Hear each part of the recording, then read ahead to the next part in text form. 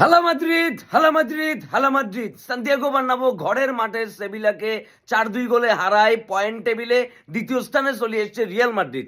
যে জায়গায় 18টা ম্যাচ খেলি রিয়াল মাদ্রিদ আছে 2 নম্বরে, 18টা ম্যাচ খেলি 1 নম্বরে আছে অ্যাথলেটিকো মাদ্রিদ এবং 1 ম্যাচ বেশি খেলি 19 ম্যাচ খেলি বার্সেলোনা চলে এসেছে এখন 3 নম্বর পজিশনে। নেক্সট ম্যাচ ভ্যালেন্সিয়ার সাথে যদি রিয়াল মাদ্রিদ জিতে যায় তাহলে তারা আরেকটু করে কিন্তু আগায় যাবে। 4-2 এই ম্যাচটা শেষ হয়েছে, কিন্তু ভ্যালেন্সিয়া সাথে কি হবে সেটা পরের ম্যাচে দেখবো। তবে আজকের ম্যাচে সেভিয়া কিন্তু লাস্টের দিকে ভালোই খেলছে এবং তাদের হাতে গোল করার বেশ কয়েকটা সুযোগ ছিল।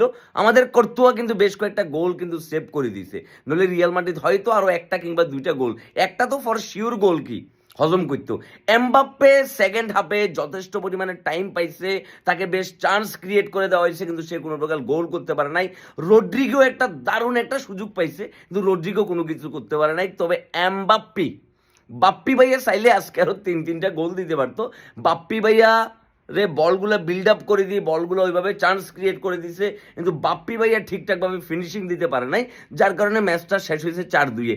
বাপ্পি ভাইয়া যদি আরেকটু ঠিকঠাকভাবে খেলতো তবে আজকে কিন্তু হয়তো 5টা কিংবা 6টা গোল কিন্তু রিয়াল মাদ্রিদ করতে পারতো অনায়াসে, চোখ বন্ধ করি। সেভিলার লাস্টের দিকে আসি আরেকটা গোল দিই, ম্যাচটার ব্যবধান 4-2-এ করে ফেলছে, কিন্তু ফাইনালি রিয়াল মাদ্রিদ উইন হয়ে গেছে। এবং হালা মাদ্রিদ, গুড নাইট।